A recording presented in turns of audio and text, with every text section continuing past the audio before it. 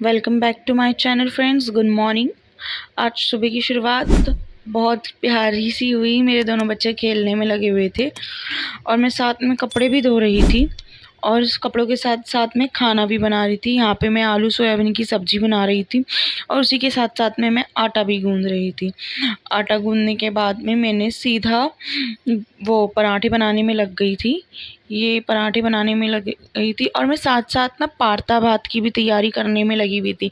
मैं आज मल्टीटास्क करने में लगी हुई थी। पारता भात जो होती है एक साउथ इंडियन डिश है, उसमें लगी हुई थी। यहाँ पे जो है बने हुए चावल को, जो चावल हमने पहले से बने हुए थे उनमें से थोड़े से चावल बचा लिए थे, उनको मैंने पूरी रात भिगा के रखा। फिर उसके बाद मैंने ये आलू चोखे की तैयारी की थी, जिसके अंदर मैंने प्याज को हाफ मून शेप में काट के, लहसुन की 4-5 कलियाँ और 4 से 5 सूखी लाल मिर्च को अच्छे से सरसों के तेल में फ्राई कर लिया था।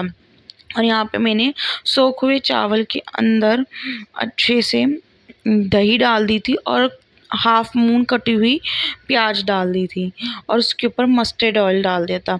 और यहाँ पे मैं चोखे की तैयारी कर रही थी, जिसके अंदर मैंने उबले हुए आलू को मैश कर लिया था और जो भी चीज़ें मैंने फ्राई की थी वो सब इसमें डाल दी थी।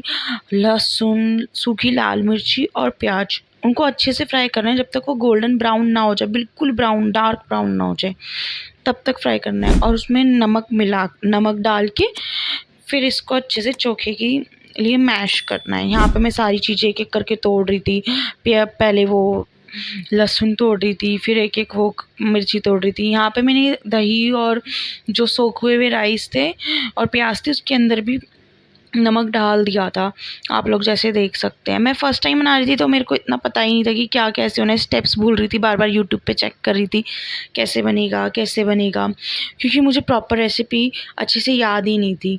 अभी भी याद नहीं है, बल्कि बार बार यूट्यूब पे चेक कर करके ही बना रही थी। फिर मस्टर्ड ऑयल डाल के मैंने इसको अच्छे से मिक्स दे दिया। चोखा बन गया था तो वो मैंने चोखा इसमें डाल दिया और 2 सूखी मिर्ची मैंने बचा ली थी फ्राई हुई हुई, वो मैंने साइड में रख दी, प्लेटिंग कर दी। यहाँ पे मेरे हस्बैंड ऑफिस जा रहे थे तो उनकी स्कूटी ख़राब हो गई थी, तो वो स्कूटी ठीक कर रहे थे। पता नहीं क्या प्रॉब्लम आ रही है आजकल स्कूटी में, बहुत वो होती है। मैं भी स्कूटी चला रही थी तो स्लिप हो गई 2 बारी। यहाँ पे मेरे हस्बैंड ऑफिस से गए, मैंने बेटी को अपनी को नहलाया, उसे तैयार कर दिया था। बेटे को भी नहला धुला के एकदम रेडी करके बैठा दिया था। इसको नींद आ रही थी इस टाइम पे, ये सोने के लिए कर रहा था, रो भी रहा था और सोने के लिए भी हो रहा था, पर सो नहीं रहा था क्योंकि खेलने में लगा हुआ था, मस्ती चढ़ रही थी इसको। देखो अपने पैरों के साथ में कैसे खेल रहा है। इसका जो इरादा था अपना पैर खाने का था। मस्ती कर रहा था।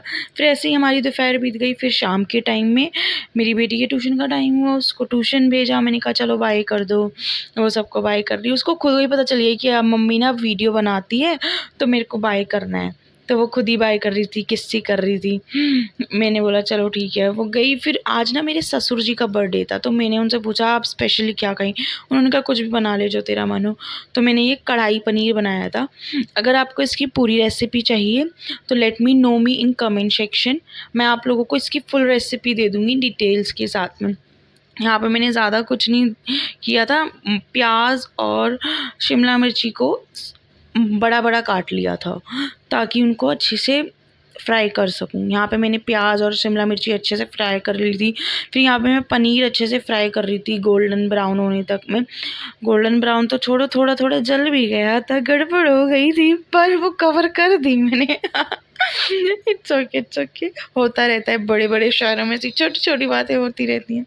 मेरी बेटी ट्यूशन से आ गई थी, वो अपने साथ नमकीन का पैकेट लाई थी, तो मम्मी मुझे कटोरी में नमकीन डाल के दो, उसे नमकीन दे दी थी। यहाँ पे दादी पोता दोनों खेलने में लगे हुए थे, मैं खाना बना रही थी। और जब मैं खाना बना रही थी तो मेरी मम्मी जी जो हैं वो मेरे बच्चों को संभाल रही होती हैं, दोनों को, उनको खिला रही होती हैं, खेल रही होती हैं उनकी साथ में। यहाँ पे मैं ये डाल दिए, मतलब पूरा मसाला प्रिपेयर करा। फिर उसके बाद मैंने जो हमने फ्राई की थी सब्जियाँ वो मैंने इस मसाले में डाल दी। फिर इनको अच्छे से मिक्स कर दिया, आप देख ही सकते हैं। पर हाँ, इस टाइम पे ना इसमें से खुशबू काफ़ी अच्छी आ रही थी क्योंकि इसके अंदर ना काफ़ी सारे अच्छे अच्छे मसाले थे और एक सीक्रेट मसाला भी था। जो मेरा सीक्रेट मसाला है वो मैं अभी नहीं बताऊंगी, वो सीक्रेट है ना। और फिर मैंने बाद में जो हमने पनीर को फ्राई कर दिया था, जो थोड़ा सा जल भी गया था, मैंने वो भी डाल दिया था। बाद में मेरे को रियलाइज़ हुआ कि यार पनीर तो जल गया है, अब क्या करूँ। पर इतना उसका इतना ज़्यादा भी नहीं जला था, वो उतना पता भी नहीं चल रहा था कि वो जल गया है। वो फिर मैंने अच्छे से पनीर डाल दिया, थोड़ा सा पानी और डाल दिया ताकि ग्रेवी ज़्यादा थिक ना रहे, एकदम पतली पतली सी रहे, ज़्यादा थिक ना हो, ना ज़्यादा थिक रखनी थी ग्रेवी और ना ही ज़्यादा गाढ़ी। तो मैंने थोड़ा नहीं, थोड़ा-सा, थोड़े से ज़्यादा पानी गेर दिया था। आप लगा लो 1 छोटे कप के बराबर मैंने पानी गेरा था। फिर मैंने अमूल की फ्रेश क्रीम डाली, उससे इसको अच्छे से डेकोरेट किया। एकदम अच्छे से। मैं बिल्कुल मूड में थी कि भाई आज तो घरवालों को ऐसा खाना खिलाना है कि सब अपनी उँगलियां चाटते रह जाएंगे। बिल्कुल मैं ऐसे हो रखी थी, तो एकदम लगी पड़ी थी, यूट्यूब से सर्च की कि कैसे बनेगी रेसिपी, और लगी पड़ी हुई थी। वैसे मेरे को आता था, बट बीच वो है ना कि कुछ चीज़ भी कमी ना हो, तो उस वजह से यूट्यूब का सहारा लेना पड़ा।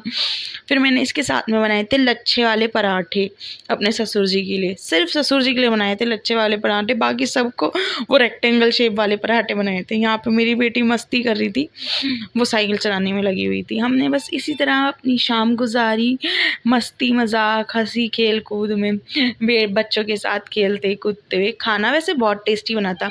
अगर आप लोगों को सब्जी की कढ़ाई पनीर की रेसिपी चाहिए तो let me know in comment section. Thank you guys, thank you for watching, और थैंक यू फॉर माई बक सुनने के लिए। Thank you everybody, like share and subscribe please. Thank you for watching.